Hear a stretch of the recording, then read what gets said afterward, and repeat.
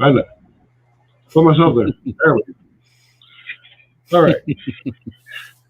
Good evening, everybody. Still new, trying to get that whole thing going there. Tonight we have a special guest. He is the president and founder of A.G.H.O.S.T, which is Advanced Ghost Hunters of Seattle-Tacoma. He's got 30 years of investigating the paranormal and 20 years of running a ghost hunting group. He travels internationally to investigate paranormal activity, collecting ghost stories, and researching cemeteries. So I'm going to bring up our special guest. His name is Allison. Thanks for having me. How are you? I'm doing pretty good. How are you guys? We are good. Awesome. Wife is going to get on here and start sharing out. We already have our couple people in here sharing out. We already have two watching you, Jen. three watching, yeah, and your mom's watching. Hi, Mom. So, if you wouldn't mind, give us a little bit of background on yourself. I know we talked a little bit, but you have, like we said, about 30 years of experience and 20 years of running a ghost group. Well, gosh, there's so much to talk about. God, like in my 30-year journey into the paranormal, I've written quite a few books. I'm working on book number 11 now, which is going to be on haunted amusement parks. So I'm looking forward to that. Me and David Weatherly always have a lot of fun working on the books together. I also, if you're in the Seattle area, I run Spooked in Seattle. So we do tours throughout Seattle area and public ghost hunts. So that's always a lot of fun for those who want to get out there and do some ghost hunting. I travel all over the world doing this and, of course, collecting as many ghost stories as I can for future books and projects. I do also have a documentary coming out in the next couple months. I'm really excited about that. And, gosh, I don't know. I leave it up to you guys to ask all the questions. I'm sure you probably have lots of things you want to know. Yeah. Mine is, hers is, I know what she's going to say right away, but mine is, what's your favorite? I can read. What is your favorite piece of equipment to use besides your own self? Oh, for me, it's always been video.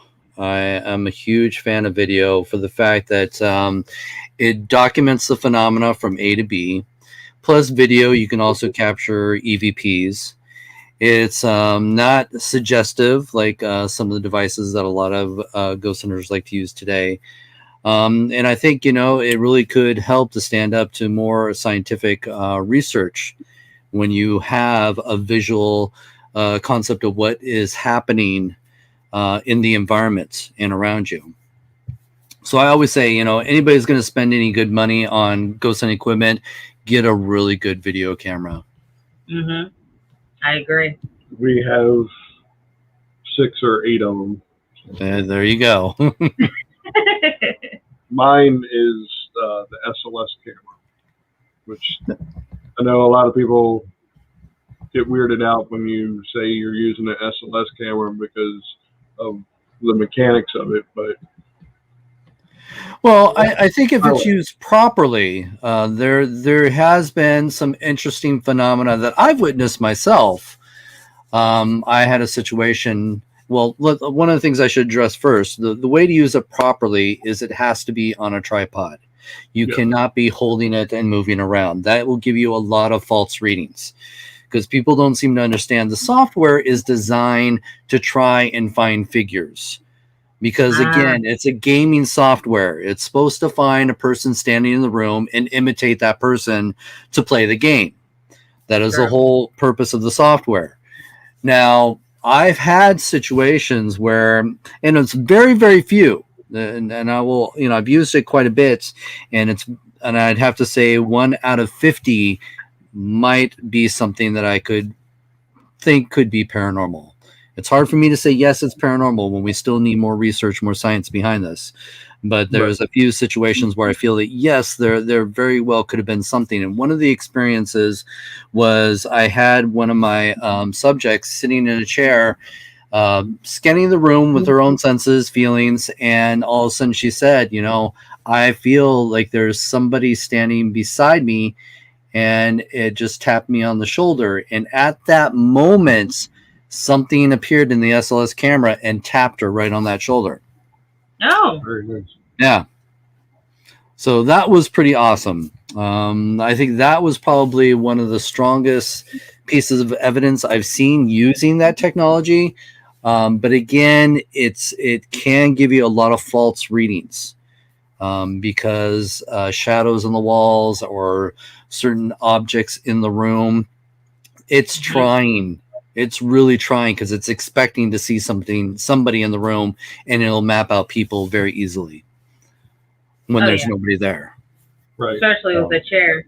It's easy to do. Like Right. Sherry said in the chat, that's why we are investigators. So we go out and we look at something, try to debunk a lot of stuff. Like, Well, I would say, you know, it's great if you think you're experiencing paranormal phenomena, especially with equipment like the SLS camera, but then try to see if you can get an intelligent response out of it. You know, if you think there is something sitting in the chair, see if it'll do something that'll prove that there is something in the chair. That's what we got to do. Mm-hmm. right. Like get them to wave or stand up or, yeah. Exactly. Mm-hmm. So, of the books that you've written so far, which one is your favorite? Oh, it's really hard to say my favorite. I have a personal attachment to all my books because they're, you know, all personal projects that I was involved in. I'd have to say there's been challenges in some of the books. When I wrote Haunted Churches, I really wanted to be respectful towards the religious aspect. You know, Christianity was a big thing, and we know that a lot of Christians want to say that there's no such thing as ghosts, it's all demons, and I don't follow that path. This is not a cult. You don't need to believe what I believe, but I've always, when I wrote the book Haunted Churches, I wanted to have this like level of, I don't know, how do I say this? I don't want to say skepticism when it comes to religion, because that's not what I'm trying to do, because I want to respect everybody's personal beliefs when they have the choice to choose to practice any religion they want. But I wanted to basically put it out there that, I guess, level the playing field is what I'm trying to say, is because, you know, here you have this strong belief and when it comes to Christianity and ghosts, and you're trying to talk about haunted churches. Why would there be ghosts in haunted churches when the Christian belief is there's not ghosts? But I really had to pick apart the Bible and show people that, you know, there is talk about ghosts throughout the Bible. You know, when Jesus walked on water and his disciples saw him, they thought he was a ghost, and they even referred to him as a ghost. And so that right there just proves to us that the term or the idea of ghosts existed back then. And then there's also, you know, scriptures where they try to communicate with ghosts. So I really tried to pick that apart and show the readers that there is this belief system out there. Granted, we don't have all the answers, but we definitely, I wanted the readers to know that the belief in ghosts or the talk about ghosts does happen in the Bible. And then I also spread it out to other different religious beliefs and what their perception of ghosts are. So that was a challenge alone. But the worst one, the biggest challenge, I should say, not the worst one, but was haunted prisons. When you realize what a human being can do to another human being, it's pretty horrific. Mm-hmm. And writing about haunted prisons was almost like writing a crime novel. When you hear about the things that happen in these prisons, and that was gut-wrenching. And I didn't want to leave anything out too for the readers, and so I had to put every gruesome detail into my stories. And it was pretty hard. In fact, me and David, we spent hours on the phone as we were working on that book, just like, oh my God, we're just going to have to take a break after writing this book and just let all that energy, all that negative energy just out of us. It's just like, oh my God. So that was the toughest one so far. Okay. We went to the Essex and Middle River Heritage Society, and there is a jail there within that area. And I actually have voice recording of something saying "hey" to me while I was just sitting there. I went off by myself, which is normally not what we normally do, because of how big this place was. It was like, all right, you guys go upstairs, I'll go downstairs. Well, I sat in the jail cell, and I felt something there, and even on we had an EVP of somebody saying "hey." I was like, oh, that I didn't have any experiences of somebody trying to strangle me or anything, but it was still the fact that you could tell there was something there. We had Sam asked, have you spent any time in Florida? I have. Any for ghost hunts, gosh, I'm trying to think. Have I investigated anything in Florida? So many places. It's hard for me to remember every location. I'm gonna have to say I visited a few on the road, but I haven't done a full-on investigation that I can think of right now. Because I know which one he's probably asking about is if you ever been to like the Devil's Chair or something like that. No. Down there. No, I haven't. Okay. I've been to Disney World, and they say that's haunted. There are places in there supposed to be haunted. Casadega is what he was referring to down in Florida. I'm always keeping a list of places I got to see and check out whenever I travel. Luckily I've been to all 50 states, but I don't always get a chance to do a full-on investigation everywhere I go. Right. So I know what she wants to ask. What was it like working with the guys with Ghost Adventures and Ghost Hunters? Well, let's see. I'll go to Ghost Hunters. That was my first appearance. That was my favorite. That was great. I've known Jason and Grant back in the day before they even had their show because we started our groups around the same time. So when they came to Seattle and we're doing the Seattle Underground, I actually got to be a guest investigator on that. But unfortunately, they cut all those scenes out as an investigator, and they just used me as an eyewitness. I hear that happens a lot. They'll have you as a guest investigator, then you don't really show up as a guest investigator. But it was kind of fun. Tango was my investigation partner, and we just kind of wandered around in the Seattle Underground, and just me and him. So yeah, they were great. I didn't get to really work that much with Zach and his team. I just went down to Astoria, Oregon, because I had done some investigations there, and they were doing an investigation at a place that I went to. I was actually scheduled to fly out that day, the day I was supposed to do the interview, but they went ahead and switched my ticket for me so that they could interview me on my experience, because I had captured this dark shadow mass in the underground section in that area as well. And so my experience with them was they were busy filming. I came in, had to wait till they were done filming, and then they brought me in, interviewed me real quick, and then left and did their own thing. That was pretty much about it. Sorry, I wish I had more exciting stories to tell you. But no, you're fine. They keep saying that they'll bring special people up, and I keep emailing, and that's just one of my bucket lists, and I'm still waiting. Even if I get cut, it's still the point I was there. Yeah, well, I say if you get some great evidence in some of the places they're looking to get into, that's one way to get on the show, I guess. Yeah. So Sherry, paranormal war investigators, do you just investigate and believe in the paranormal, or do you believe in UFOs and cryptozoology?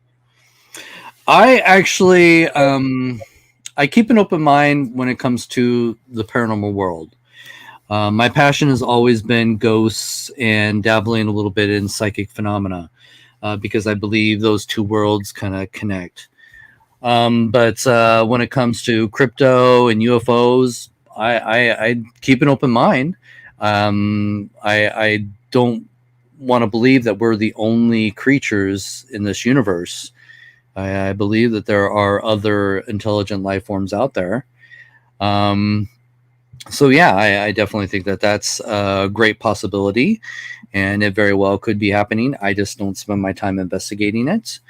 Um, and the same thing, with the Bigfoot and other, my biggest, my great friend David Weatherly writes all those books on crypto.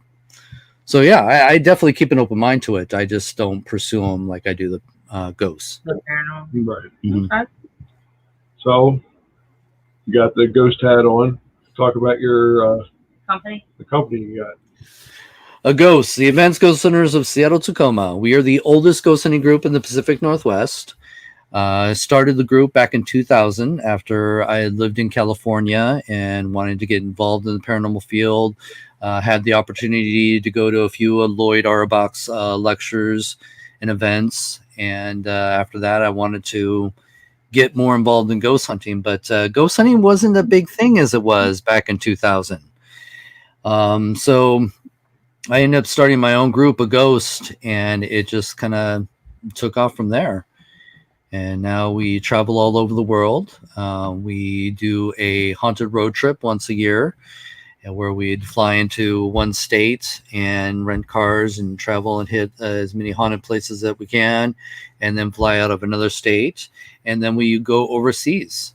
We've done a haunted castle tour throughout Europe. Last trip we did Italy, where we got to see a lot of the ruins and got to hang out in haunted castles, which was a lot of fun. Oh, nice. Oh yeah. So we are a very active group, and I'm all about learning as much different cultures as well when it comes to the field of paranormal research. Okay. So Sherry, being in the UK, have you done anything in the UK? Oh God, many times. I love it over there. In fact, I had the pleasure of working with the Ghost Club, which is one of the oldest ghost hunting groups in the world. And I've been out there and lectured for them a few times and done a few investigations with them. The last big trip throughout the UK was when we did our haunted castle tour. And in that trip, I flew to London, went out to Highgate Cemetery, which is one of my favorite cemeteries if you've ever been there. It's amazing. It's one of the most oldest cemeteries out there.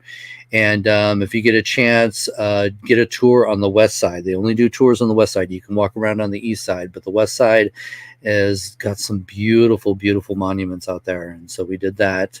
Then we took the train up to spend the night at Chillingham Castle. So we did that, and that was an amazing experience as well. I don't know if you want me to tell the ghost stories, but if you do. So Chillingham Castle is one of UK's most, I guess, noted haunted castles out there. It's supposed to be the most haunted, with the bloodiest history, as they advertise. So we got to spend the night there. It was nice because it was in the downtime, so it wasn't overrun, with tourists. It was just me, my friends, good friends of ours who have a group in Scotland was with us. And then, of course, I think there was like 3 or 4 a group of ladies just staying there. They weren't ghost hunters or anything. They were just staying there. So it was just a very small group. I literally probably about 8 of us staying in this castle. So we take the tour, and they say on the tour that one of the biggest problems that they have is no one can be out in the woods around the castle after midnight. People get chased out of the woods. So don't tell me that, because challenge is accepted. Okay. Oh yeah. Yeah. So I'm like, okay, we're going out in the woods after midnight. Now they take us around to some of the areas, and they're talking about, some of the stories were that they used the trees where they used to hang people from those trees, and you hear women, walking around in the woods, talking and singing and stuff like that. So sure enough, we go out there. Now the castle's in the middle of nowhere, literally nowhere, and this is one of the darkest nights. When you go outside, literally you can't even hardly see the hand in front of your face. There's no moonlight, nothing. It was really, really dark that night. So we literally had to walk around with flashlights, or how they, torches as they call them. And, we're going around taking, pictures and doing some videos and, doing our little ghost hunt in the woods. And all of a sudden we start to hear women talking. And so we stop, and I'm thinking, okay, maybe, the ladies who were also staying in the castle decided to come out and investigate the woods as well. So I was like, okay, yeah. So I was like, okay, that's fine. Let's just make sure we stay away from them. So I was looking around. We were all looking around trying to find them so that we could steer clear of them and get as far away from them as possible, so they didn't contaminate our, recordings. Oh, yeah. And we can't find them anywhere. We can't see them. We can hear them talking and giggling and stuff, but we can't see them. And again, it's so dark, they couldn't be walking around without flashlights. Clearly. Especially to go around in the woods. And there's no sign of these women anywhere. And we're looking everywhere and we can't find them. And then it just stopped. So that was one of the more interesting experiences at Chillingham Castle. So after Chillingham Castle, then we went up to Scotland, and we spent 3 nights at Roslin Castle, which was one of the most amazing experiences ever, to have the whole castle to yourself. Most of it is in ruins, so you're surrounded by these ruins, and you get to do whatever you want throughout the night. And below you is 3 layers of dungeon.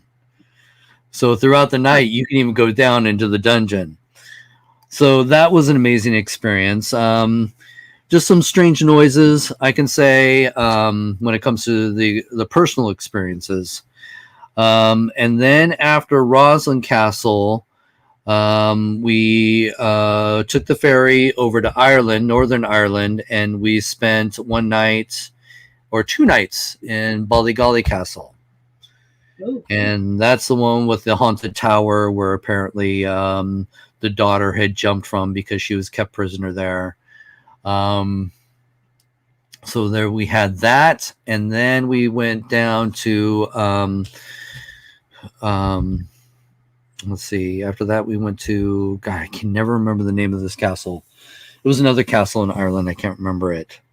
Clondarf Castle. The night there, but that was more of a touristy thing because it's one of those old castles that had been renovated into this high-end hotel. So for us, it was just kind of like a nice little experience to stay in a beautiful hotel that was once a old castle. So yeah, nice. That was our haunted castle tour throughout the UK. Okay. So I have. She just moved my cursor. I'm sorry. Friend of ours, Gwen, have you had any experiences with a recently dead person making contact right after death? Oh, I'd have to say there have been cases, yes. In fact, one of the hardest cases, and those are really hard to do because you got to understand that a lot of times when people contact us because they're experiencing or they're claiming to experience paranormal phenomena after a loved one has just departed, it's really hard to do because they're also still going through the grieving process. Right. I've had a situation where a family contacted us because their little girl had just died, and she was just like 6 years old, and No. they believe that she was there still making contact. And it's great that they are having these experiences, but for me, to maintain a level of professionalism, I feel like we have to step away and still let them go through their grieving process. I don't want to be disrespectful and go in and ghost hunt just because you think your child is haunting you. I will definitely give you pointers and say, well, if that's the case, this is obviously something that you personally need to deal with. And so I'll tell them, how to do EVP sessions, to see, why they may choose to stay around. Maybe they have a message they want to pass on so they can move on. And so I feel that that's the best way to proceed with those kinds of investigations, is give them their space and let the family, grieve and deal with it on their own. I always say, if it's really attached to something there and it's going to be around for a while, give us, contact us in 6 months, maybe a year. And if that's the case and you still really feel that there's something going on, then I feel a little more comfortable coming out and seeing what we could do to help you and maybe help that message to be passed on. But one of the most hard cases that we had was, gosh, I'm trying to think, this was about 10 years ago. We had a case where a grandmother had basically, I don't know if she just went crazy or what, but she took a gun and she killed a bunch of her family members one night. And this was on the news in Washington. It was a big thing. And right after, this started appearing on the news, the family contacted me and wanted us to investigate this.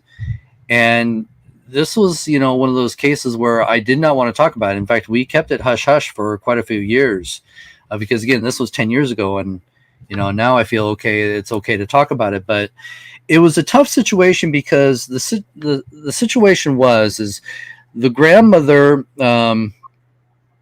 had lived with her family. She had isolated herself, and they claimed that she had done this because she was possessed, was what their claim was. And they had told me all this history of the house, so what had happened in the house. Apparently the uncle had committed suicide in the house. A young man, even before the uncle had lived in the house, a young man that lived in the house tried to strangle his girlfriend in the house. So there was definitely this interesting history behind what was happening to lead into the fact that they claimed that their grandmother was, possessed, because the fact of the matter, this woman had never, picked up a gun in her life and assassinated, I think about 6 members of her family just with one bullet, Wow. So that was kind of a shock to them, and that she would do something like that. But also the fact that they said that they were going to be moving out of the house, and the landlords were going to be putting this house back up on the market. Wow. So if I wanted to investigate it, now was my chance to do so. So that was one of the only rare times I actually went in right away after such a horrific event had happened. So yeah, it was definitely a very interesting investigation, that's for sure. So the reason Gwen was asking is she had it happen. Her grandmother had passed away while she was at work, and she heard her tell her to call her. When she did, she found out she was dead. Another time, apparently, the grandmother was yelling at her to call for her grandfather, her granddad, and he died minutes after she got there. Wow. Now, messages from the dead, especially after death communication, is a fascinating phenomena, because you hear a lot of the stories where people are on their deathbed and they're visited by previous family members that had died before them. And that is an amazing thing. In fact, I had a gentleman many years ago wanting me to follow him throughout his life after he was diagnosed with terminal illness. And he wanted me to document his death. And to be honest, it was a fascinating subject, and I really wanted to do it, but I didn't feel I was ready to do it. So unfortunately, that situation hasn't come up again.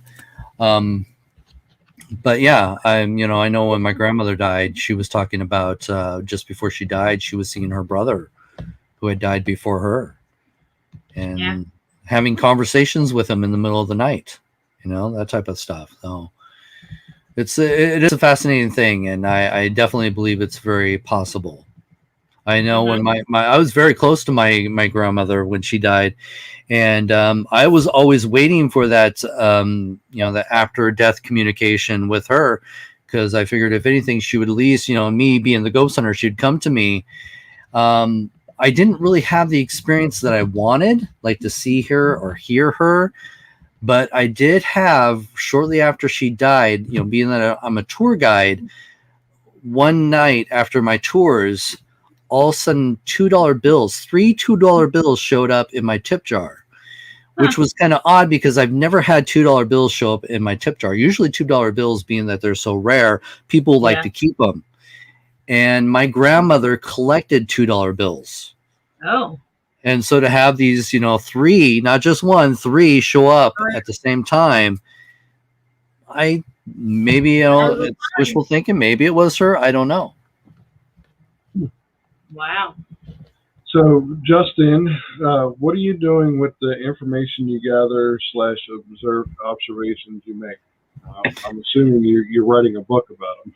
I try to get everything in books. We do try to publish everything on our websites, and I am working on a documentary that is going to be publishing a lot of my research that I've been doing, particular research that I've been doing for the past 6 years.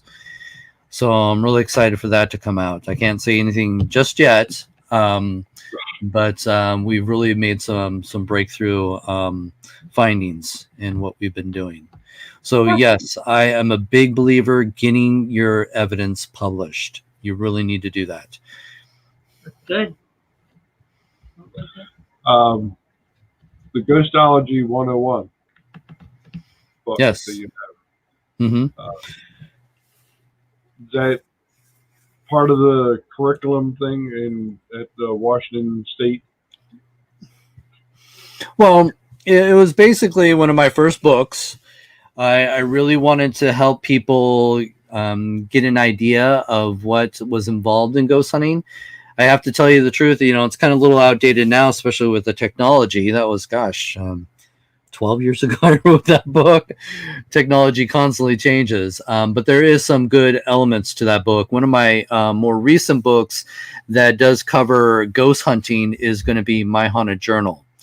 I wrote that book because one of the biggest problems that we have in this field is not enough people are journaling. Investigators aren't journaling, clients aren't journaling, and journaling is so important when it comes to the investigation part. People don't realize that when they have an experience, a paranormal experience, and they go to share that experience with other people, they will alter that experience to make it more believable. It's not that their intent is to lie to people. They just want the listener to believe that what I experienced was real. I'm not crazy. This really did happen to me. And so certain things can easily be overlooked. And they forget a lot of the details, or we learn to be better storytellers. So what happened and what you're actually telling people can easily become two different stories. Right. And so journaling is so important for us as investigators. We need to hear the client's true and raw story. So we go back and investigate. We need to be able to see exactly what happened, the time, the date. Walk me through each step of what you actually experienced. So the clients really need to be journaling all that information. But then also, I've also pushed it out there that investigators should be journaling as well while they're investigating. We should keep a track of everything that's going on, where you are at every given, 5 minutes. Because I found with having my team journaling throughout the investigation, and that means writing it down, we have been able to debunk a lot of things that we felt might have been paranormal, but we found out by doing the time calls, oh, well, that was so-and-so dropped his pin upstairs. Oh, well, that explains that noise we heard. So journaling is very important for the investigators as well. And a lot of people also, too, when I've written my haunted journal, I wrote my haunted journal because it becomes a journal for you. It teaches you the basics in ghost hunting, because a lot of ghost hunting books or how-to ghost hunting books can be very biased. They can be very over technical, which a lot of people aren't always into the equipment or understanding the equipment. They can be very metaphysical as well, where the writer is more into the metaphysical elements of ghost hunting, where it's all about psychics and mediums and using, those tools as well in trying to communicate with the other side. I wrote my book just to kind of bring everybody to the middle of the road and guide you on the basics in ghost hunting and helping you to understand what it is we're truly looking for, the do's and don'ts.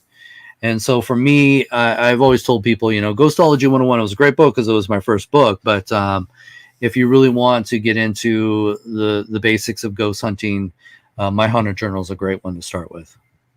All right. Well, as you see at the scroll at the bottom, you can purchase any of Ross's books at Amazon.com/Ross Allison. I mean, we're already looking into the journal when that's where we're going to purchase. But as you see, like I just showed you, we have a book. That's our third one. That's our third one. And that's great. I like to see that. And I'm going to be honest with you guys. I don't want, I know it kind of upsets a lot of people when I talk about this, but it's just the lack of training out there when it comes to ghost hunting. It's a lot of what we're finding is it's monkey see, monkey do. So a lot of people are imitating what they see on TV, and that's what makes you an expert ghost hunter. And there's so much more to it than just that.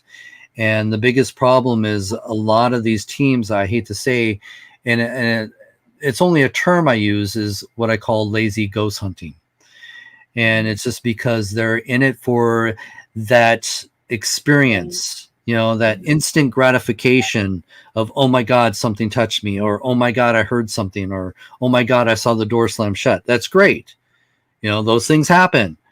But they don't want to do the work that's involved in trying to record all the hours and hours of audio and hours of video, and then having to go back and reviewing all those hours.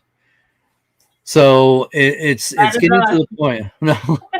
And that's great. I like to see that more. And I'm really trying to get people out of that and realize that, we can't always be looking for that instant gratification when it comes to ghost hunting. Sometimes it's a lot more to it than what they think. Oh no, and that's true. This is a 4 terabyte external hard drive. Yeah, kind of overloaded the computer. We overloaded the computer, so we had to get an extra. When kids have invisible friends, do you think they are ghosts or guardian angels? Mine was my great-grandfather.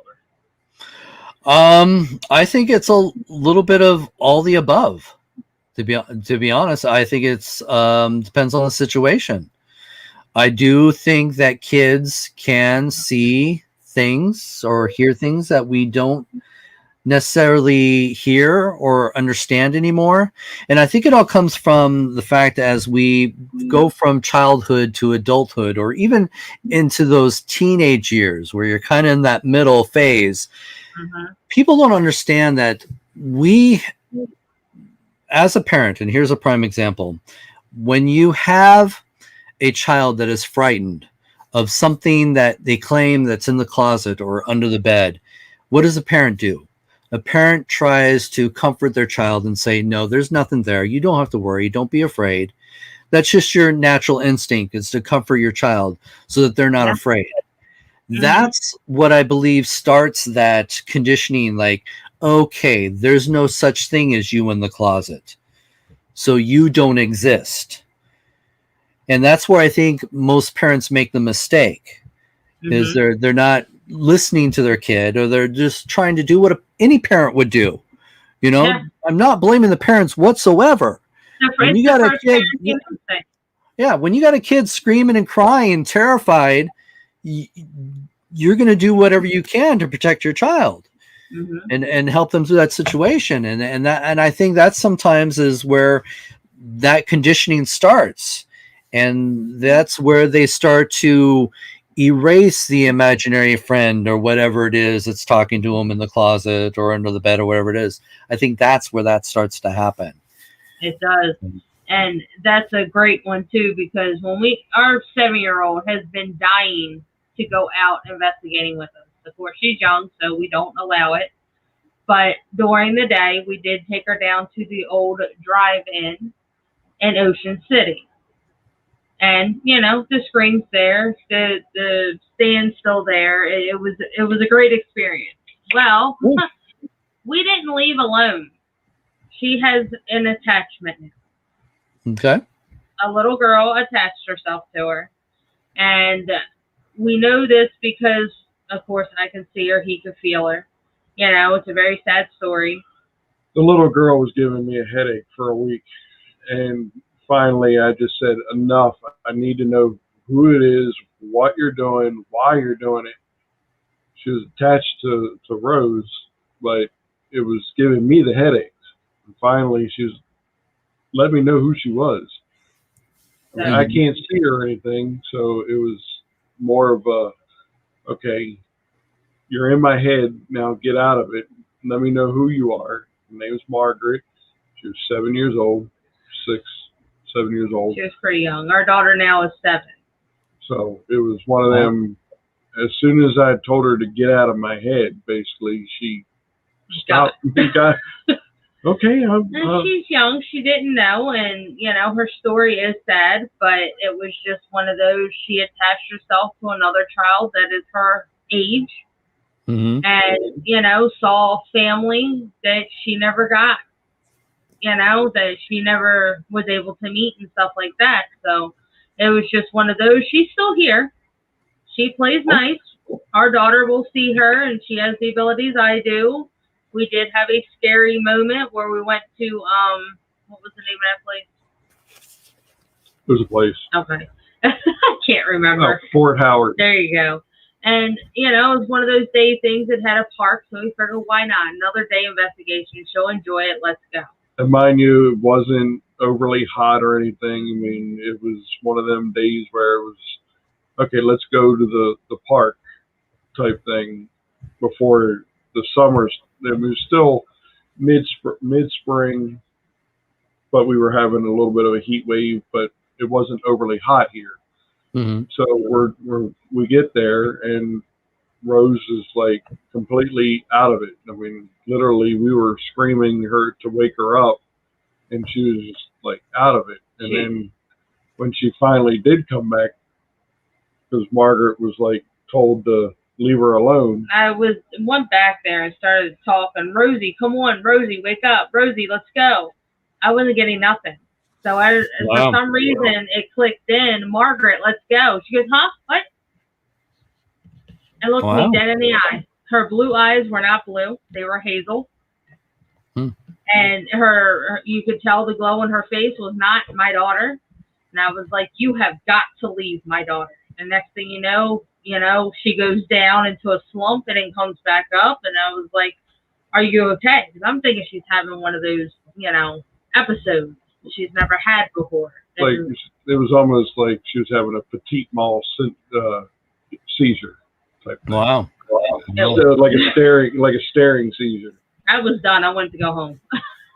Wow. But we walked around the park, and she had to play on a couple of things, and we got home, and her and Sherry talked for a little bit, and they found got more of a horror story. story that went on with what Margaret went through. So, Oh wow. Yeah. She's still here. She just understands now better after our little EVP session with her and communicating with her that she's not allowed to touch her daughter. You can play with her. You're welcome here, but do not hurt her. Right. She hasn't. So yes, Gwen, we do think they're more. Margaret is a ghost, but more of a guardian angel for Rose. I don't think she really understood what she was doing. She was young herself. So there's your Makes answer sense. from Definitely. us. What's next? They covered a lot.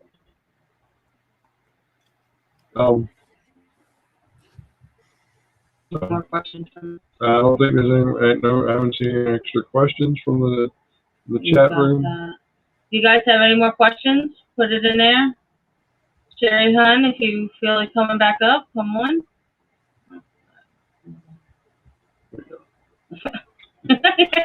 Like, She takes control of the mouse. I'll figure it out. You guys just talk. It wasn't working. Yep. Already got all the private conversations. So I guess you may or may not, but my question to you, do you have any abilities besides your parents? I believe everybody has the possibility. I think we've all gotten lazy through technology that we're not really in tune with ourselves. Mm-hmm. I'd have to say, yes, I've had my psychic moments. Mm-hmm. There have been times when you just, that gut feeling, there's a reason for that fight or flight feeling. There's a reason for that. Oh, yeah. So I always try to tell people, trust your gut. If you feel like you shouldn't be there, then don't be there. Move on. I've definitely gotten that. Yeah. So I think we all have it. I don't fine tune mine. I'm really all about, to be honest, the science, trying to collect the evidence. I'm one of those that believe that you have to have at least 2 or 3 points of information to validate a piece of evidence. So it's not just the EMF went off, that's a ghost. No, it's about, we got EMF. Maybe we got something, with the radiation. Maybe we got something else. Maybe there was also a personal experience. Maybe there was also something on video. If you can tie in at least 2 or 3 different points of data, then that actually will, hopefully validate your experience. So for me, it's all about the evidence, and evidence is really hard to get at times. It really is. It can be, yeah. Yeah. We have a question from Sam. What do you think of people? What do you think of people can transfer energy into others? So are we talking possession? Are we talking healing? There's different elements of energy that we can talk about. When we talk about possession, I do believe that some people can be in a weakened state and something might be able to take over them. I think it could very well be possible. There have been quite a few very well documented cases that validate that. I don't believe that it's always demons, because one of the things that if you are going to try and be scientific in your research, you can't bring religion into it. You can't be biased in any way. So I, say that, yes, I do believe there is negative energy. We do know that there is a lot of situations where there's very negative people. Like I've said, when doing the Haunted Prisons book, people can do horrible things to other people. It doesn't make them a demon, No. So I believe when those types of people cross over, they have that ability to continue to hurt people as well in various different ways. There's also people that have the ability to heal people with energy, from themselves. That's what he was talking. That's what he was talking about: healings and raw energy. Yeah, definitely. I've got very good close friends that do Reiki and have had those abilities. So I definitely keep an open mind to it. I do the old Mr. Miyagi. There you go. Well, It works. Get a really bad she gets a really bad headache. It's like, all right, come here. Mm-hmm. Yeah, it works. It works. We got energy until.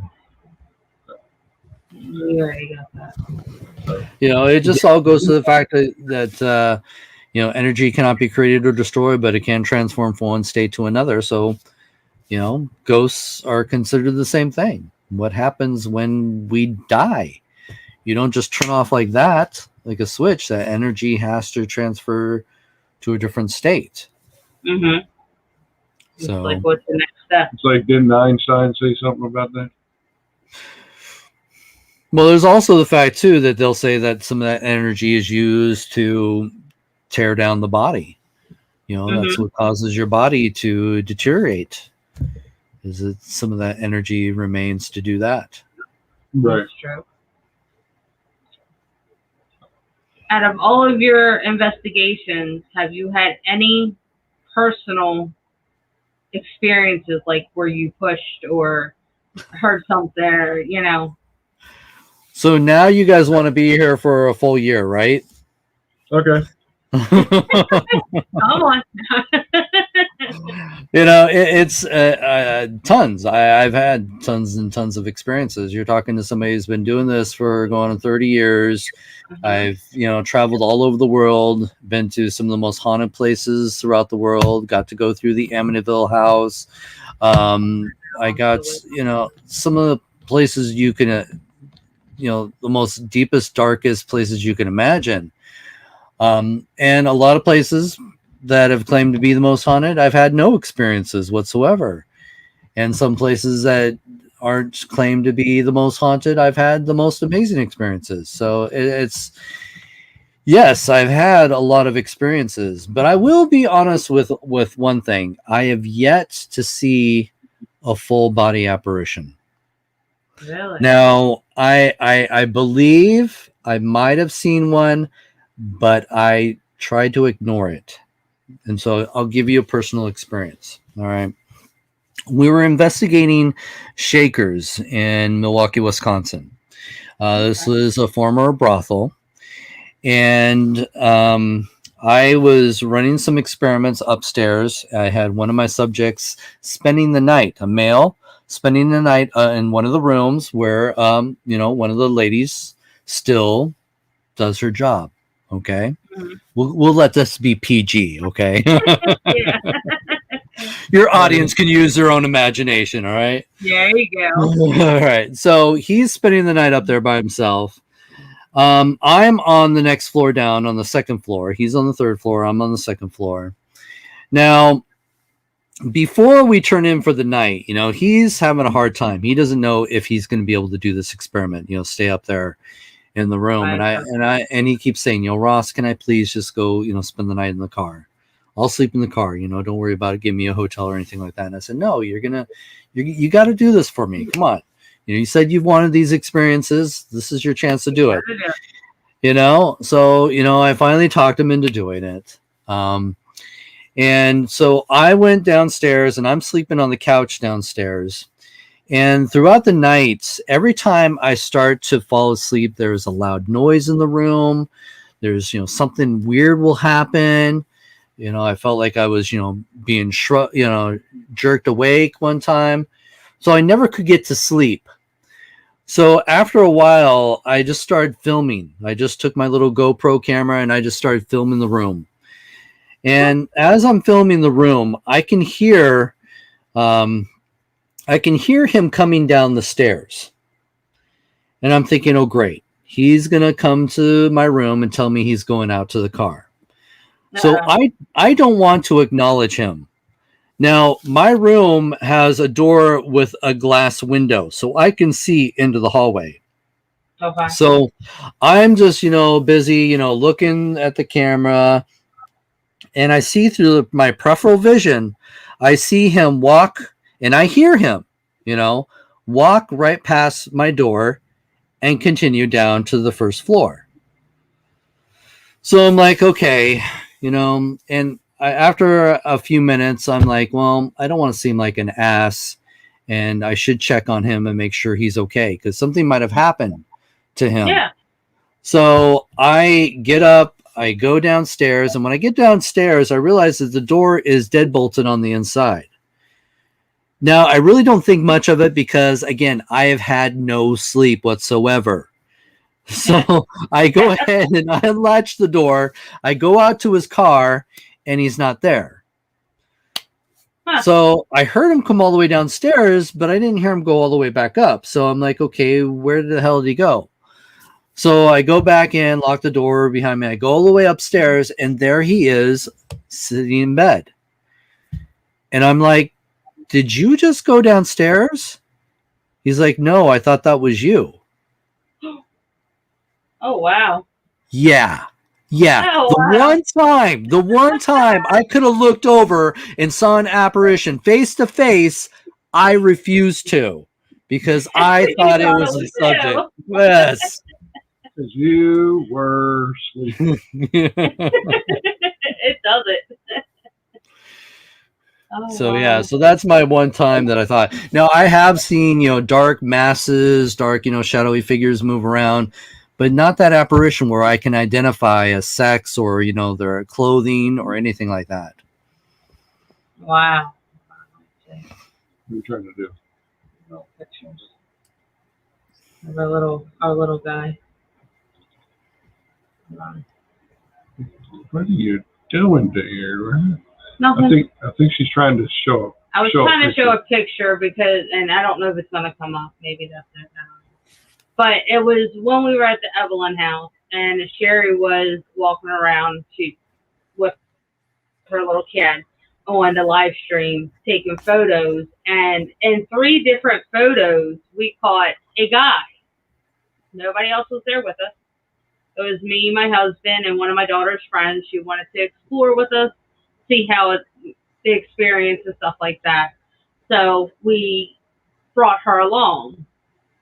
So Chad and Sherry were on the live stream. Not the best. It's the first one I found. And they were outside, and me and the young lady were inside. And they started snapping pictures. Well, we noticed this days and days after. It's like 3 different pictures. The first one, he's standing there. The second one, you watch him walk, and then you watch him walk further. So it's like a flip book is what it looked like. It was pretty cool. But I think that was one of the first ones. I think our better one, we had a home investigation, and we're sitting there replaying what we did. Upgrade your energy. I don't think I need to upgrade my energy remote viewing. Right. But literally, we're sitting there. Hopefully she can find the picture. But we watched it go past, and we literally have to go. We're like, all right, rewind again, and watched it go past. And it's like, okay. Yeah. It was freaky that because we had our laser grid, and you could see that I disrupted the laser grid when I walked past it. But when this thing walked past it, it didn't disrupt the laser grid. So it was like, it was obviously, it looked heavy enough that it could have been one of us walking past the camera, but it was translucent enough that the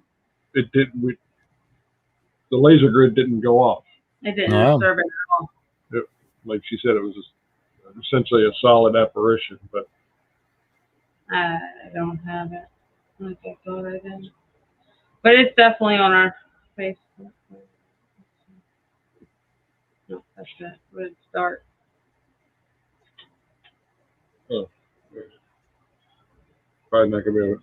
Yep. I can't see too much glare. Yeah, still can't. No. All I see is the glare of your camera and all that. The camera bouncing back. Yeah. Can you bring the video up? It'll take us a minute to find it, and I know Ross has got to get going here so. Give me 1 second. I'll send you the picture Oh, on the Facebook. Real quick. she's sending it to my Facebook, so that It'll be easier. Just give me a to second. share the.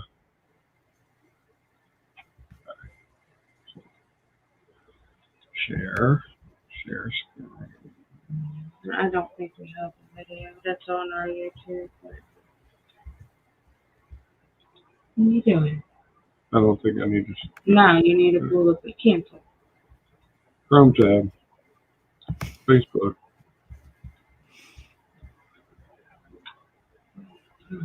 Hold on.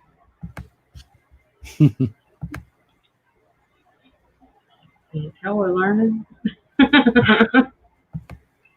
You know, we don't do this very often. No, this is fine. Does the audience have any other questions?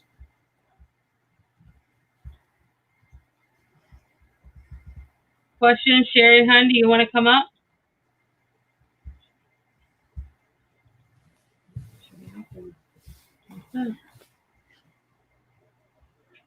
There we go. Oh. Give it a minute. Like, man, that was severely distorted. Wasn't me, I promise.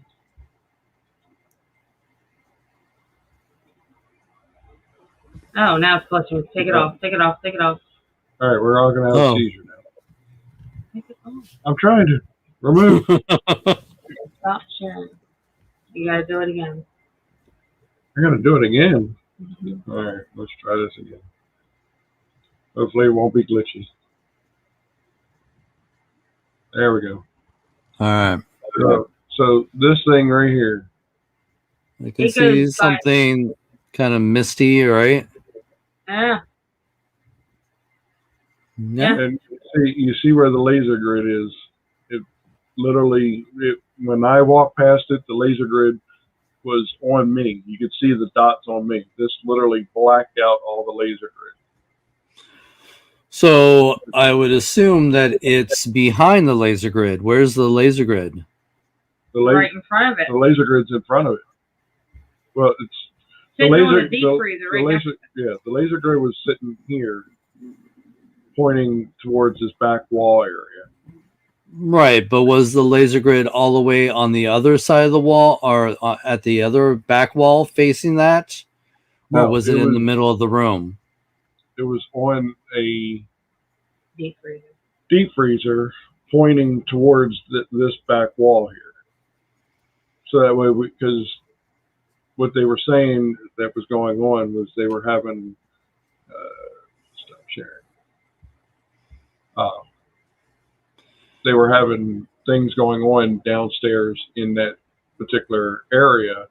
So we were looking at if anything walked past it, maybe we might be able to see it when we go to review our tapes and review the video. When we were looking at it, it was like, okay, what that went past. Like I said, if it didn't take so long to find the video, we'd be able to show you the full video part of it, where the beforehand and the after, where you see that I disrupt the laser grid and it didn't. No, I understand that. I'm just thinking, if anything, because even the laser should illuminate it in some way. Especially the color of the laser. What color is the laser? It's hard to tell in that picture. Green. So it would have lit up green, if anything, if it had been in front of the laser. If it's behind the laser, then you have what I think you guys got. I think it's behind it, not in front of it. That's why you're not getting the disruption, or it's not being illuminated. Okay, so the deep freezer was sitting here. We had the laser grid pointing towards the back wall. So it was facing that, essentially facing that way. And the camera's sitting right on And top of it. Or because with the laser grid, you got to realize it's going in a V shape. All right. The light is going in a V shape. It's coming from a really small point and it's going out and it's trying to cover that wall. So, and you're looking at the camera from the camera's not in the same spot as the laser grid. So now you're looking at a situation where whatever it is, it's in front of the camera, but it's not in the path of the laser. Is what I should say. True. Yeah. Because the laser grids are used, especially those little pin lights. Mm-hmm. Okay, you gotta realize that's only shooting in it's shooting in a V shape. Mm-hmm. So that's probably where you lost it. Is it wasn't in the laser light. Okay. So and all that does is that helps you to pinpoint where it was, where the phenomena was. Mm-hmm. So if you can recreate that scenario, then you have a better idea of where to focus your equipment next time. Because if it's in that one spot that we always tend to miss, not just you guys, we all have that problem. Yeah. You know, things always happen in the spot that we're not focusing on. But we call it. We always. I was gonna say we always call it the "you've just missed it" phenomena. Okay. Yeah. Well, we were watching it and we didn't even notice it. Sherry actually noticed it and how quick it went past. And when it went past, it looped. So it was like in a hurry. Yeah. So we're supposed to go back there this past Saturday, and we were figuring we put the laser grid pretty much in the same area. But this time, instead of just having the one camera that we had, we were going to focus cameras going in crisscross directions. So that way, if something happened to pass again, we're going to get it on one camera going this way and one camera going from the opposite direction. So that way, crisscross.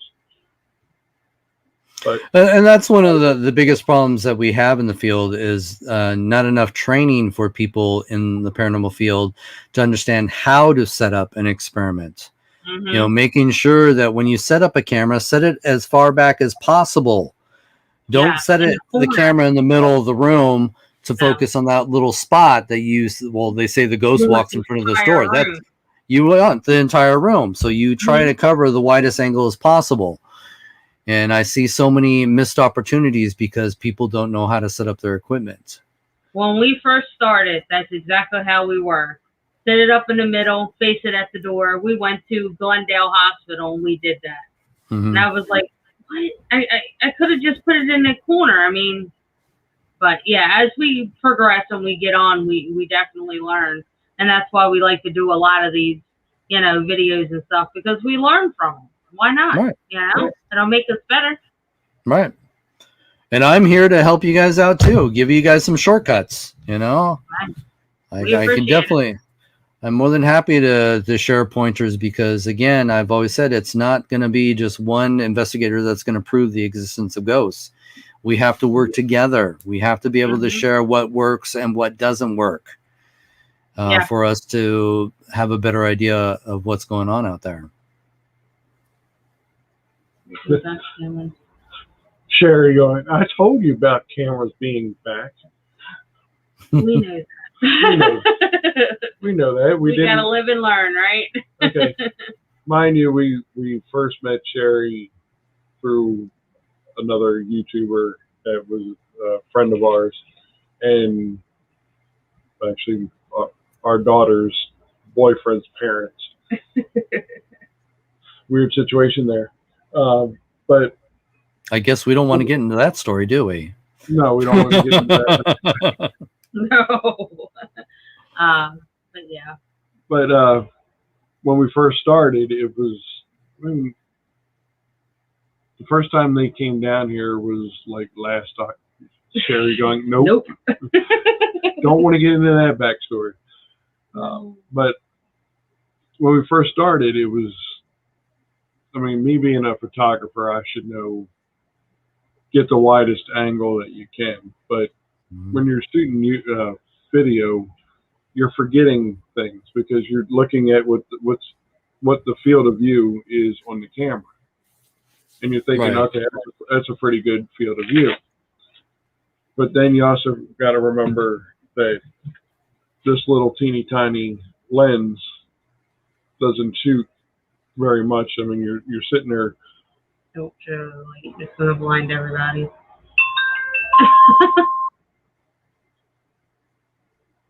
When you're looking at that Very tiny. tiny screen, forgetting the whole field of view type thing. That's why normally we have the wider angled lens filter thing, so that it's not just taking this small little spot; it's taking a wider angle. Mm-hmm. All right. And also, I try to remind people, always record at the highest quality as possible. Oh, yeah. I know it eats up a lot more memory, and people are always worried, I got to have the memory cards last all through the night. Well, then get more memory cards. Never sacrifice quality. Never. Because, once you do get something amazing, you're going to want to analyze it, as much as you can. And the higher the quality, the better the evidence. Right. That's why most of the cameras are like 4K, HD. Right. No, we got to start out somewhere. So we started out the cheapest camcorders we could find and go multiple. And just about everywhere we go, we're able to plug them in. But we do have 12, if not more, batteries just so we can cover all bases. So, great. Gotta start somewhere. Mm-hmm. Any aspiring paranormal, like Ross said, best thing to do is get cameras. Women, more cameras. That is right. You can never have too many cameras. No. Try to make sure that they are the full HD, full IR. IR. Make sure. I goofed and thought I got IR. They look the same. We get them out there, and it's a flashlight. It's not an IR. So I'm sitting there videoing, and it's pitch dark. I don't see nothing. The only thing you can see is about 4 inches in front of the camera. Pretty much. Something might have passed through that little flashlight that's on there, but I mean, we still use it during the day, but what am I to do? It's only $49. It wasn't that bad. No, okay. You can't break the bank, unfortunately. Yeah. Especially when you have mouths to feed. I understand. That's sometimes. For me, I've spent tens of thousands of dollars on equipment. I can't expect everybody else to do the same. But as long as you get one decent video camera, a decent audio recorder, hey, you're good to go. You know how everybody has their little sensor boxes? Hold on, see if I can get it out. Well, the Halloween places sell sensor boxes too. Spirit music boxes or sensors. Well, and you're able to walk in front of it and it'll turn off. You can record anything you want on there and it'll do the same thing. So you don't have to, get like $300 sensors. You can easily $17. So it works. And that's recording video? No. It's sound. This is it's like an alarm. It goes off if something walks in front of it. It's a proximity. No, I gotcha. It's a proximity sensor. So I went looking when we went to this last one, and I was like, what can I utilize in place of what we really want? Because we really can't afford it. So I found these. We got 2 of them, tested them out, and I said they really work. No, it's great. So it's like 6 feet in front of it, and it's good and loud. You can record whatever you want, and you can, take care of the how high you want the volume and stuff like that, and it does just the same. When asked, you talked about hearing a group of people in the woods. I've heard that twice. How can a ghost make sound? Well, a lot of belief, especially when you get into parapsychology, there is a strong belief that what is happening is that there is a psychic connection. Like maybe there really isn't an audio form, but it's something that that you connect with the spirit. Same thing with apparitions. There's been talk about that theory as well. It's really hard to say because it is a good question. How do spirits, communicate through EVP? How do they, communicate through, audio? It's without having a voice box. There's theories on maybe they manipulate white noise. And that's very possible. There's also strong theories in psychic projection, where we actually are not actually hearing it, or actually seeing it, but we're picking it up in our heads. But then that makes it even more interesting because when you get into psychic phenomena, you're dealing with certain people being tuned to the right frequency. Not everybody's going to be tuned to the right frequency. So how do you explain situations like my situation where we had a group of people all have the same experience? Mm-hmm. So, I don't have the answers. I don't know. Nobody does. It's something we still need to explore. And that's really hard to try and pin down at this moment because we don't have the technology to get us there to understand a little bit more about psychic phenomena. We're still exploring our brains. We don't know exactly 100% how our brains work. That's still a big mystery to the world. So I think it's going to be constantly still exploring this phenomena. So I hope that answers the question. Well, she continued on. It was essentially what it says at the bottom. They came home and thought it was a cocktail party going off in her basement until she said hello and it stopped. And that was 2 weeks in a row that happened. Now, is she the only one experiencing that, or other people experience that exact same phenomena? That was the one time, and then the second time it was with 2 other people, and they heard it too. So it wasn't just her. And see, for me, for psychic phenomena, we've talked about how it's like radio waves in the atmosphere, and sometimes your brain is just tuned into that radio station, and you can pick up that phenomena. So how do you explain it when there are groups of people that have the exact same experience? Now, it does explain in situations where there have been mass groups of people in a room and half the people will experience the phenomena and the other half won't. Huh. So that's been explored as well. But we just don't have all the answers. Right. It's just, I think it very well could be psychic phenomena from between you and the spirit. Very possible. Or there could be some sort of manipulation to the environment, whether it be white noise, being the case of, sound, or even being, with plasma. You deal with plasma. Plasma affects us in many different ways. Plasma can give us the chills. Plasma can make your hair stand up on the back of your neck and your arms. Plasma can make you feel like you're being touched. Plasma can put off light. So there you go. That's one thing that really hasn't been explored a lot in the paranormal field because a lot of people can't, afford plasma meters. They're very expensive. So Sherry's asking, she put it in the private chat, would you want to join us on a show on how to investigate properly to help our newcomers of the field? Repeat that again. I'm sorry. One day, would you want to join us to do a show on how to investigate properly to help newcomers of the field? Oh, I'd love to. Definitely. Perfect. Well, there's your answer, Sherry.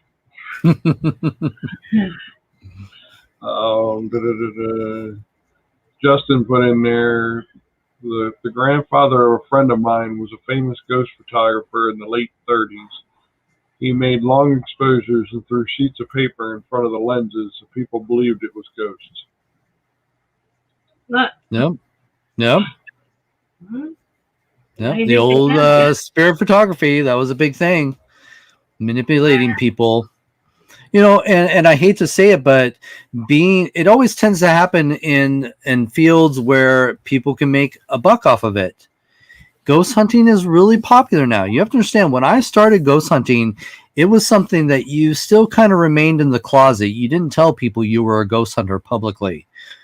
You told your close friends, and even some of them might even roll their eyes at you. Now, you know, it's awesome if you're a ghost hunter. Everybody wants to talk and hang out with you. So it's a situation where it's really changed quite a bit. And now that ghost hunting is so popular, you do have to be aware that there are charlatans out there. There are people that are going to be trying to make a buck off of you. There are going to be people out there trying to sell you false equipment, saying that you can talk to spirits. So you do have to be careful. You do have to do your research. Research is very, very important. Mm-hmm. Mm-hmm. So this one came from, I guess, a remote viewer off of YouTube. Why do ghosts hang around if there's an afterlife? Well, I think a lot of it is various different reasons. They say there's attachment to a person, place, or thing. So there are times when a spirit can be attached to a person. There's even times when a spirit can be attached to its body. It doesn't know how to let go.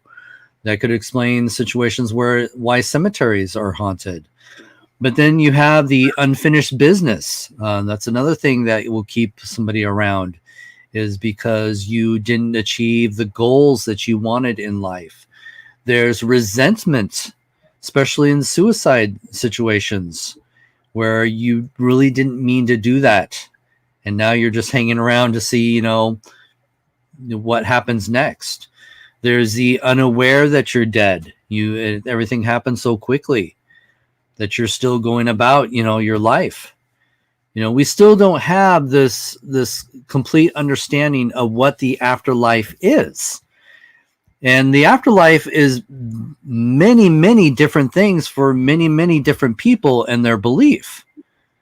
Right. You know, for us, we could say heaven, but there are people out there that don't believe in heaven. They follow a different religion and believe in different things. So it's one of those things that when we have a better understanding of what it's like to cross over, then we'll have a better understanding when it comes to religion as well. And I think that's been the biggest factor when it comes to the belief in ghosts, is because if you're going to believe in ghosts, then you may even question your own religion. Right. Like, how can this be possible? Ghosts aren't supposed to exist. My God says ghosts don't exist. Right. So it's really tough, and I try to be so respectful to other people's beliefs because we don't have all the answers. There is interesting phenomena that happens out there. Is it ghosts? I'd like to think so. I think I've had enough experiences to say, yeah, I'd like to think there are ghosts out there. But I'm not a ghost hunter that's going to tell you that, yes, ghosts exist and you need to believe. Because in all honesty, you have to experience it for yourself. I can tell you the scariest stories out there when it comes to ghosts. But again, if you don't believe it, it's not so scary. Right.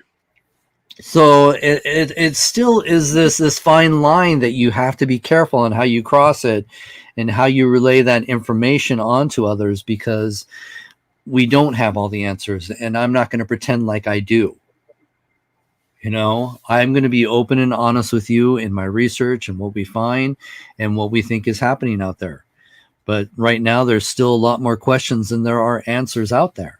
And I think for me, that has been my biggest success in this field, is my open and honesty and how I approach this field.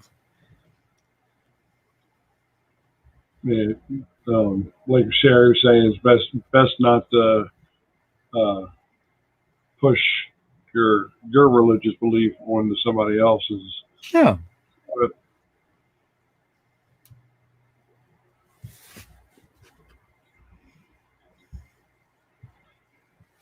TV screen went Did we lose everybody? Was that all a little too much? No. It just my TV screen just went crazy. I'm like, okay, now I got to ghost in the machine. But it is a very tough question to answer because the field is so diverse. It really is, and it's diverse in so many different ways. It's diverse in what people want to believe, what ghosts are. It's diverse in how people investigate the paranormal. Right. So all those don't give us all the right answers. The answers that people want to apply to this field can very, very much be biased to their own belief system. I won't allow that to be the leader in how I investigate. I'm not going to be biased in my research.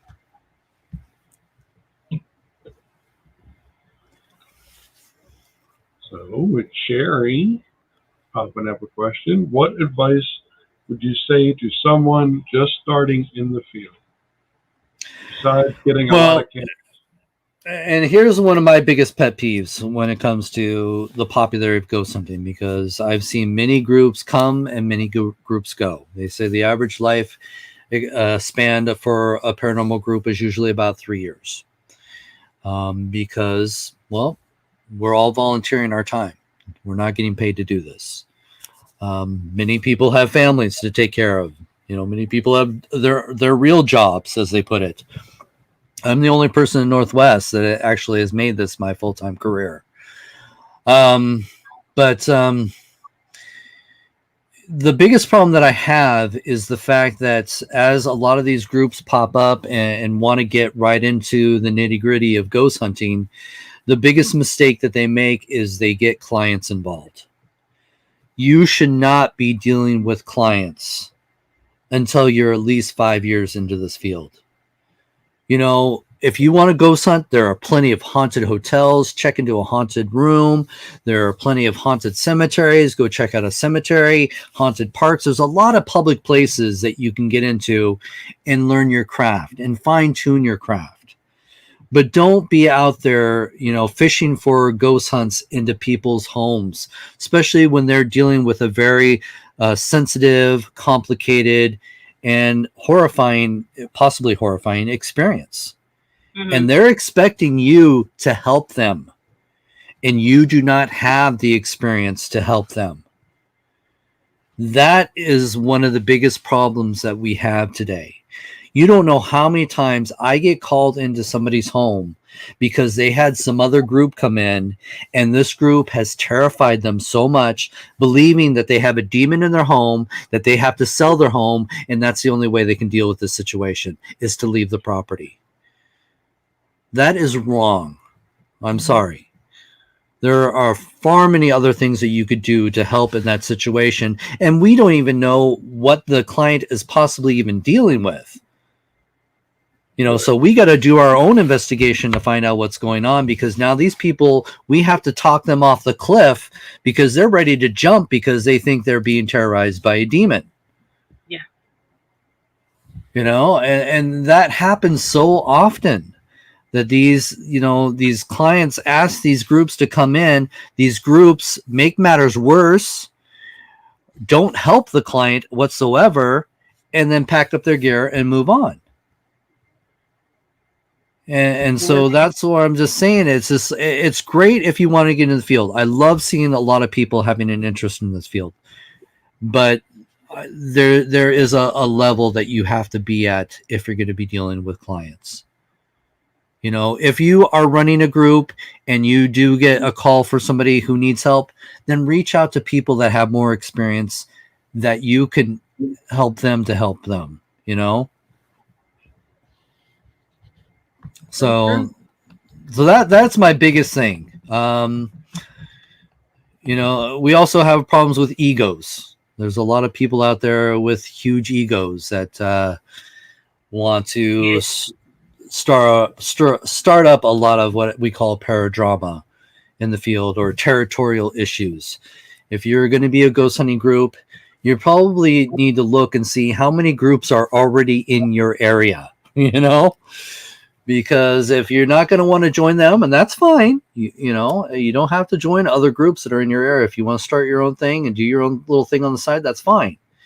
But be aware that if you're going to be another public figure in the field of paranormal research in this tiny little community, there are going to be people that you might upset and start a little drama. So maybe you should reach out to those groups in your area and find out, get to know them, get to be friends with them, learn from them as well. That's fine.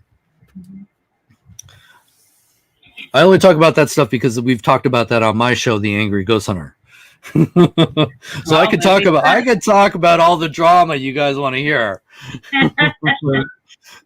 Speaking of that, that's on YouTube. Yes, we are on Spaced Out Radio, the Angry Ghost Hunter show on Spaced Out Radio. Okay, and that's on the last Wednesday of the month. Last Wednesday of every month. We do it through YouTube as well, and it's just a fun little show. We talk about a lot of the drama that we experience in this field, how we can fix that drama, and just learn from each other. So Gwen had another question, and I think we're going to wrap it up here shortly. You mentioned demons and say they're not demons, but just former bad people. Do you think they're actually demons? For me, that's personally a tough question because I've never followed a religion. And I think if you're going to get into demons, you have to be following a religion because that's where they come from. My biggest, I guess, issue with demons is if you are familiar with demonology, all right, this is practiced by priests that have been in the field for many, many years. This is not a situation where if somebody comes to the church and says, I think I may be possessed, you don't get a new priest to come in and deal with the exorcism as the initiation. Oh, you're a priest now. You get to do an exorcism. This is great. No, it's not like that at all. They have a priest that has been in the field for quite some time to handle that situation because for somebody to deal with an exorcism, you're supposed to be without sin. All right. Because what is a demon's purpose? A demon's purpose is to get you to commit sin. Right. Mm-hmm. And also too, and I love it. And I love seeing this on the television shows when they go in and they bring out their device and the device says demon. A demon is not going to let you know that it's a demon in the room. A demon's purpose is to manipulate the living to commit sin. So it's going to manipulate you to think, oh, I'm your Aunt Ruth, or Cousin Jerry. I'm not going to just announce, yeah, I'm the demon in the room. That's not how it works, if you're following that religion. Mm-hmm. And there is no such device that's going to tell you there's a demon in the room. I'm sorry. If there was a device that tells you there's a demon in the room, there's got to be a device that tells you there's a ghost in the room. No such thing. All right. No such thing. I wish there was. I really do. It'd make our jobs a hell of a lot more easier.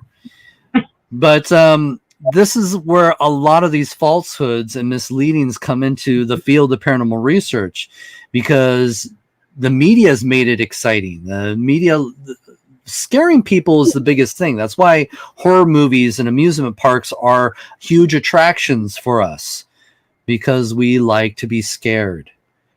That's just something that we're drawn to, that adrenaline rush. So to get back to the question, do I believe in demons? I would say no, but that's my personal belief. Again, I'm not here to attack anybody's religious beliefs or anything like that. If you believe in demons, hey, that's fine. My job is not to prove that there's demons out there. My job is to prove that we are experiencing phenomena. How do we record that phenomena? Mm-hmm. That is what my intent is. That is my job description is. All right. If you believe it's a demon causing the phenomena, I'm going to be in there trying to capture the phenomena, not labeling that it's a demon. Right. If that makes any sense. It does. So that's how I proceed with this field. Mm-hmm. And that's how I feel it should be perceived with everybody. But I know some people follow more religion. Some people follow more metaphysical elements. Some people are more skeptical and they want to just deal with the technology. That's great. Like I said, I just want to keep us all in the middle of the road here. Yeah. On the straight and narrow path. Going in the right direction. So, yeah, but I do believe that there are very negative energies. Yes, and I do believe these energies can harm people. No, of course. Mm-hmm. Another question, real quick. Has anything shaken you so bad you almost quit? I have been scared, yes. And this is a great story. Nothing's ever harmed me. I've always perceived the field in a very respectful way. I don't go out and provoke because, again, they can harm you if they want to. And I've been startled on investigations by loud noises of things suddenly happening. But there was one situation, the Bel Air House in Bel Air, Ohio. It's been featured on a few of the television shows. Mm-hmm. I got to spend the night there a few times. Now, the first night I was there, I was unaware of its paranormal history because I don't watch the shows. I'll be honest with you guys. When you find yourself constantly yelling at the TV, it's not worth my time and energy. I'm sorry. I'm guilty. So I don't keep up on a lot of the new up and coming haunted places. So when I was invited to lecture at a conference out there, they put me and David and Dave up at the Bel Air House. Now, I was the first to arrive. Dave was driving from his hometown to the airport to pick up David, who was waiting for him. So when they picked me, so I arrived early. They had somebody else pick me up at the airport. They took me to the house, and they dropped me off at the house and left me alone in the house. Now, I walked around the house, not really knowing much about the house, doing my own little investigation, did a live video feed. You can probably find it on my Facebook page. Nothing bothered me whatsoever. Walked through that place, no big deal. So we ended up doing our conference, and before we did our conference, they moved us to another location so that they could open up the house for other ghost hunters that were paying to spend the night in the house and have the house for the weekend. They moved us to another location. So after the conference, we had the opportunity to go back to the house for one night before we flew out. Now, at that point, I had already heard all the stories of what had happened at this place. And we're talking some pretty horrific stories. A lot of physical phenomena. Women were being physically attacked. And again, I'm keeping this PG for your audience here. One guy was almost pushed out the second story window. So a lot of that kind of crazy stuff was happening there. So once we get back to the house, this team, Dave and David, they like to investigate alone. I don't investigate alone for safety reasons and for credibility reasons as well. It's always great to have a witness validate your experience. So, but they like to do it alone, and I was fine doing it alone because they also like to have a lot of cameras on them. So I'm like, okay, you know, if anything's going to happen, at least it's on camera. Yeah. So they put me in the room, and they call this the rape room. Okay. Yeah. So I am alone in this room, and I kid you not, out of all the years that I have been doing this, this is the first time throughout my career I did not want to be alone in this room. I was very apprehensive. I did not want to be there. Just something was bugging me, and I could not shake it. And I was getting mad at myself. So I'm just trying to tough it up. You know, the guys, I know the guys are downstairs. I'm trying to toughen this up because I do not want to let these guys down. And so I'm just doing my normal thing, standing in this room. The room is also extremely hot. All right. Because they had the house was shut down for the day, and it was a very hot day. Mm-hmm. So I was actually, you know, sweating bullets, and I'm just like, oh my God, it's so hot in here. And I had asked, you know, if there's somebody here, just give me a sign. And right when I asked that, the thermal camera flew off the tripod into the air and crashed on the floor. I screamed. Really? There is video of that. But it was a very primal scream, all right? A very manly scream, all right? No. You haven't heard the video, so you can't judge. But anyways. I can assure you it was not primal, and it was more like, and like a girl, and you, yeah. So yes, there is a video of me screaming, but yeah, so that was really, you know, and they heard, and they came rushing up the stairs, you know, to check on me, and I was like, your camera, you know, flew off the tripod, and so they fixed it, and so Dave's like, you think you can do another, you know, 10 minutes? And I'm like, okay. So even though I still cannot shake that feeling. And David, who has worked with me quite a few times, we've investigated quite a few places together. He even knows that this is odd of me to act this way. So I'm alone in the room. I hear them go downstairs. I hear the front door open and close, but I'm not sure what's going on. So I'm a little concerned. Okay. The camera just flew off the tripod. I know somebody's almost been pushed out the second story window. I'm on the second story, you know? Yeah. I'm already envisioning myself being thrown out the second story window. So I start yelling for the guys, you know, David, and I'm yelling louder and louder, because I think they went outside to leave me alone in the house. Uh-oh. And so I'm trying to yell loud enough that they can hear me outside. So because I want them at least close enough that if something happens to me, they can be there right away. Absolutely. You know, I'm concerned about safety at this point. But I'm yelling and yelling and yelling at the top of my lungs for them, and they're not responding.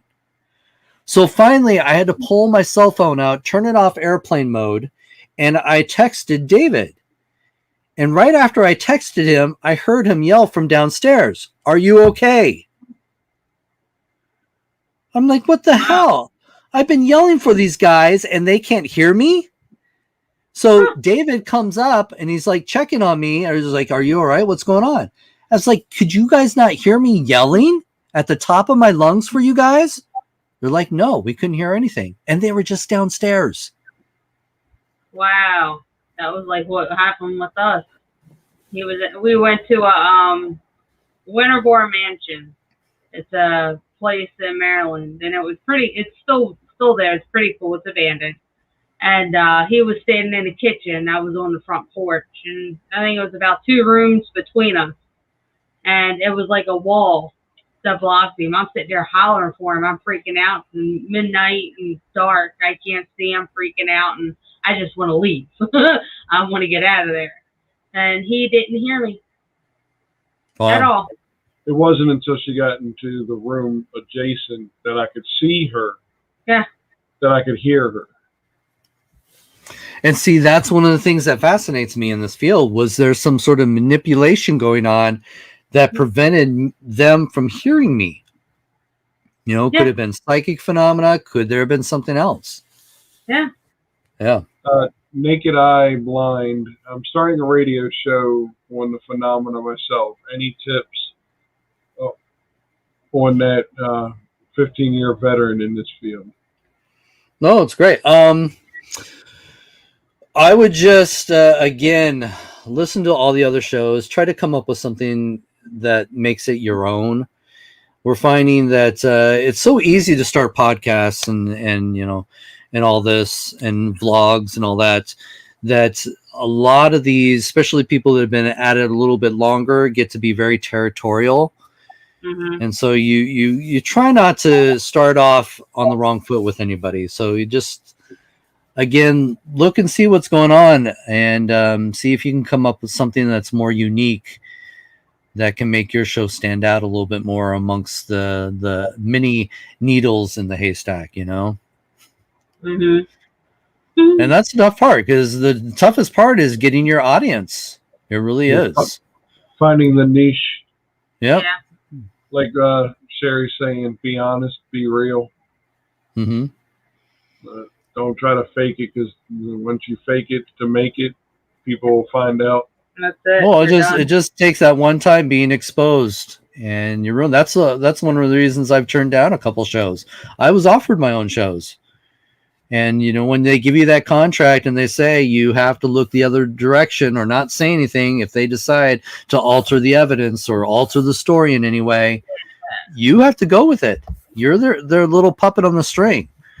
Mm-hmm. You know, you have to do what they say. And that's the tough part, because everybody's excited to have their own television show, but the television show can ruin you as well. Right. It definitely can. Like Sherry's saying, it makes the true investigators look bad. Mm-hmm. Well, and what's hard is, and I've wondered this myself with doing a show, is because I've always been open and honest about my approach in this field. Is the audience so far gone because they're so used to a lot of these shows that do dramatize everything, that do, you know, constantly have the knives being thrown at them or the disembodied voices telling them to get the hell out, when they're always feeding the audience the scare factor. For most of us, ghost hunting is pretty tame. You know, you could do a lot of investigations and not have anything happen, at least not anything physically happen. So when you do have that one moment where it's more unique in that physical phenomena, that's amazing. But that's, you know, one show out of what, 10 they have to film, you know, or 8. So people tend to not realize that reality TV is not reality TV. You know, I've been on enough of these shows. I know what goes on in the background. You know, I've been cut from shows. I was cut from a big show because they wanted me to lie about my experience. They wanted me to say that I was so terrified that I would never come back to this place.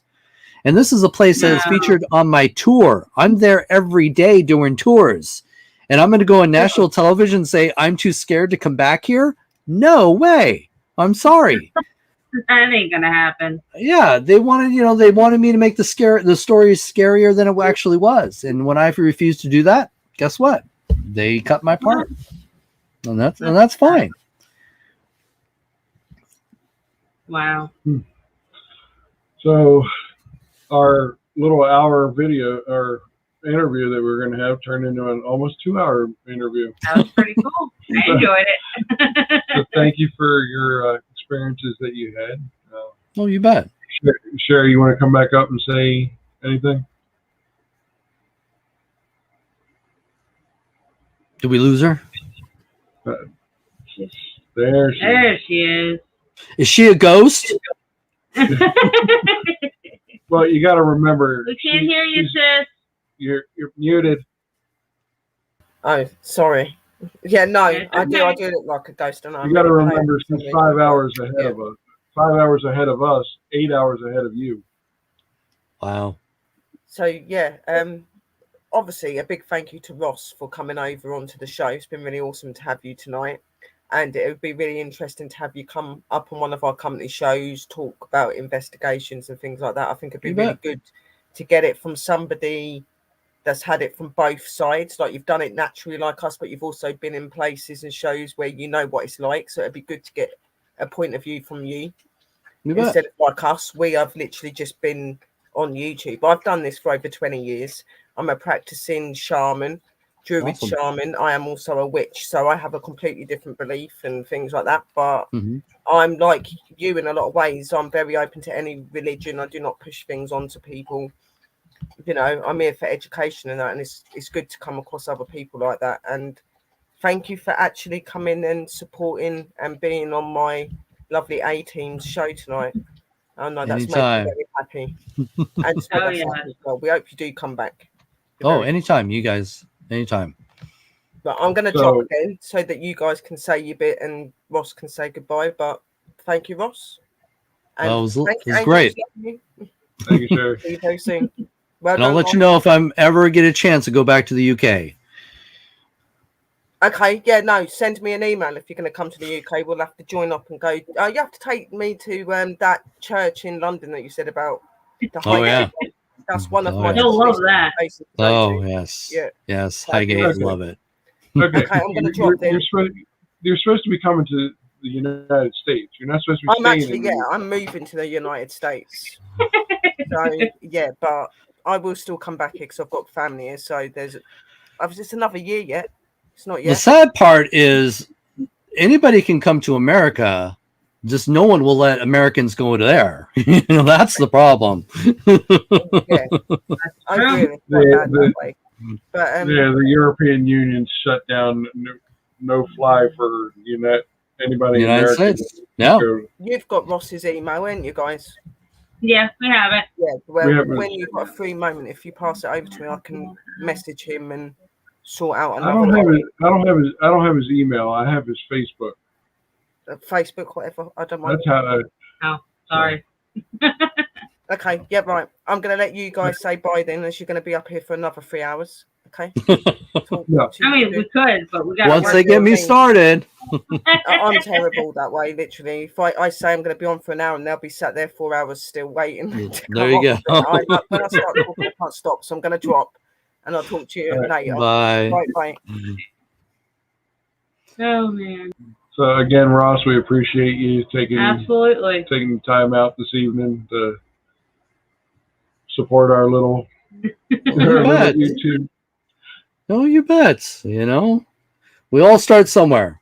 And I'm honored to be asked to be on your show. So thank you guys. And if you're ever wanting to, we could do a part 2. You bet. And I wish you guys many success. All right. Just be safe out there. So Sherry and I have this thing where we high five each other. So we'll kind of fist bump. All right. You got it. Camera. There we go. All right. Thank you again. And everybody that came in, like I said, at the bottom of the screen, you can see, go and purchase one of Ross's books, Amazon.com/Ross-Allison. You'll find it on there. It's easy. It doesn't take that long to look. A lot of great stories. You'll enjoy it. Yeah. Number 11 is the next one. Haunted amusement parks. Haunted amusement parks. And one of them is Lake Shawnee. Mm-hmm. It is on the list. So we'll see what we'll find. Yeah. All righty. Thank you, Ross. Well, thank you guys. Be safe out there. You too.